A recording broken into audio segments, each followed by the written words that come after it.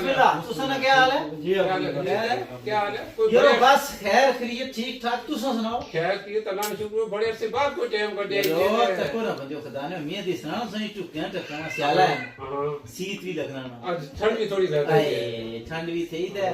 असल विच वेला काफी सारा होई असल ते मैं खैर वो सरदार और रंगी मिले असल जेडे संगी होने ना अपने जने इना नाल बाहर होनी हाँ हाँ ये जेडी दिले निकालिया बंदा संगी ही बना ना संगे बोलो तो मैं आखे आज जुला यार काफी अरसा होया तो फिर इत्तेफाक ऐसा होया तो को नो हाँ। अल्लाह जिसले मेहरबान वे हाँ वैसे तो बंदा इस मुंह लब नहीं निकाल तब नहीं कोई तो तू सभी कुदरत चन चाकी कार आई बैठे हो बड़ी मुश्किल नाल काबू आए दुए लोग बस ये समझ ये गई है गल है ना मैं ये चाहती नहीं बड़ी मेहरबानी क्या एक आ दे नाल यहाँ असने नाथ इन्होंने दोस्त ही बैठे ने हाँ हाँ ये जी बड़े दोनों आए ना जी इन्होंने क्या तारुफ है ये लो ये गल ये है कि ये बड़े दोनों आए अच्छा ये जने ऊपर वो शहर है क्या शहर है जी बोल्टन बोल्टन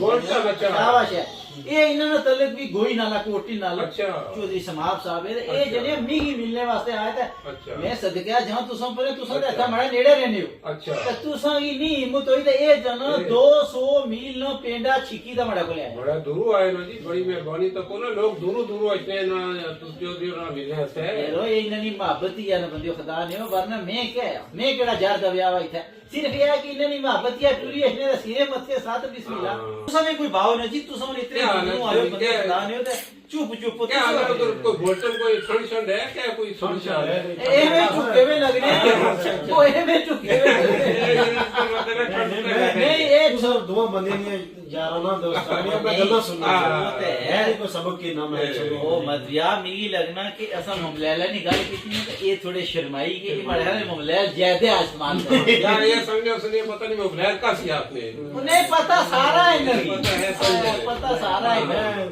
मैं तो सने दोस्ती यार नहीं लोगों से थोड़ा मैं सीखा सुन ए हाँ। चाचा या सुनी वो दोस्ती वाली तीन तजर्बा फायदा चुकना चाह रहे हाँ हैं शाबाश है शाबाश हाँ। मतलब ये सारे तो देखो कहा था नहीं उनको पीछे उसने क्या बची ये कोई शक नहीं इतना तक कपर भी नहीं होगा मशीन है ना ये वाला भी कोई चक्कर ये खाई छोड़ से 50 की सर 50 काम हुआ संगिया वाली गल थी कि चंगे संगी लगी हाँ। तो फिर तो गल बसी अच्छा ये बाबूजी सरदार जी कि तुसने काफी सारे संगी बेली रसने मेहरबान जेडे सूदिया गई है पीछे होने वो आहने जी शाबाश है। वो चलो मोहब्बत करने वाला वो सारे आहने के चाचा को गोजरी नहीं बोले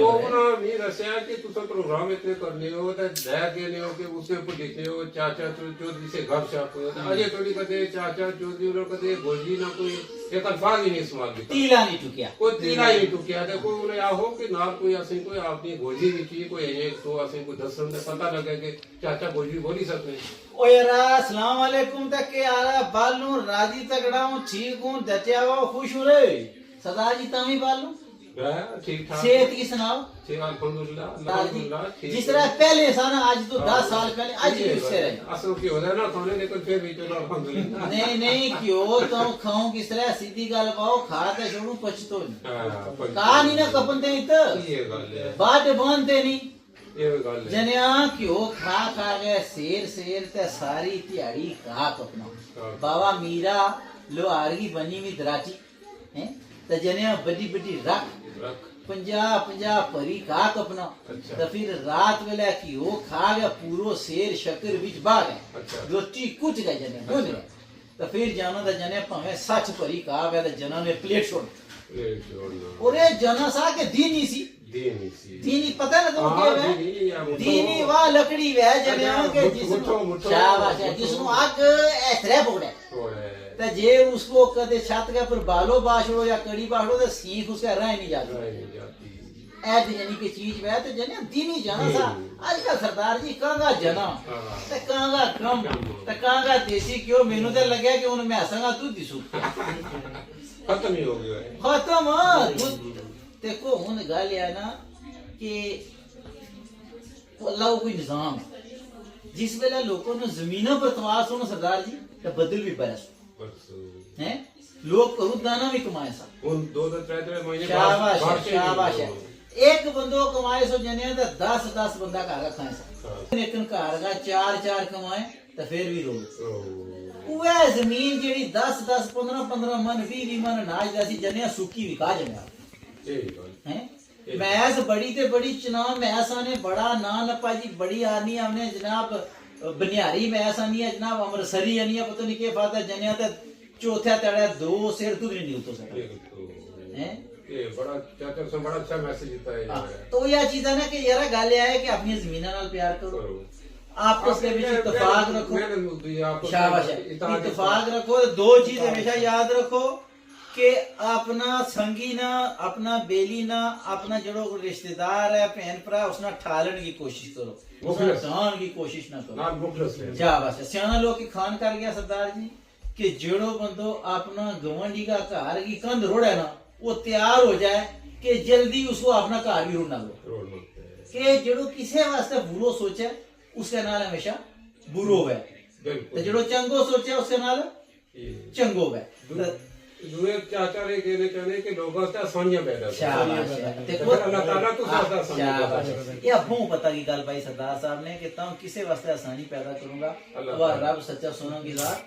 थारे वास्ते आसानी पैदा करेगा ठीक है तो तुम किसी के वास्ते कंडा सटना तो आप तैयार हो जाओ कि थारा रास्ता विच भी कंडा ही कंडा बंदा है हैं? तो यह गल है कि यह मेरा सरदार और क्या कहता जी कि वो लोग के हैं यार हमारा मेहरबान की जी चाचा ने गोजरी नहीं बोली की ओ मैं क्यों यार गल इस तरह किया कि सरदार और वो इतना इसरार है तो गोजरी भी थोड़ी बोल छोड़ो लगा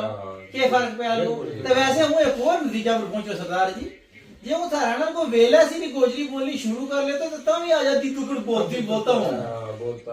हाँ देखना सीखो जना है लेट स्कूल में आयो है पर जना तालिब इल्म जुड़ो है ना जो जनाब लैक बंद हुआ ये बहुत जल्दी गोजरी सिखाओ ठीक है फिर बहुत मेहरबानी जनाब तुमने जो वेलो दी तो बहुत बहुत शुक्रिया थारो ते हम भी बेला गल चलना क्योंकि जने एक तो बात ठंड बड़ी है फिर इंशाल्लाह इंशाल्लाह अल्लाह वाले अल्लाह अल्लाह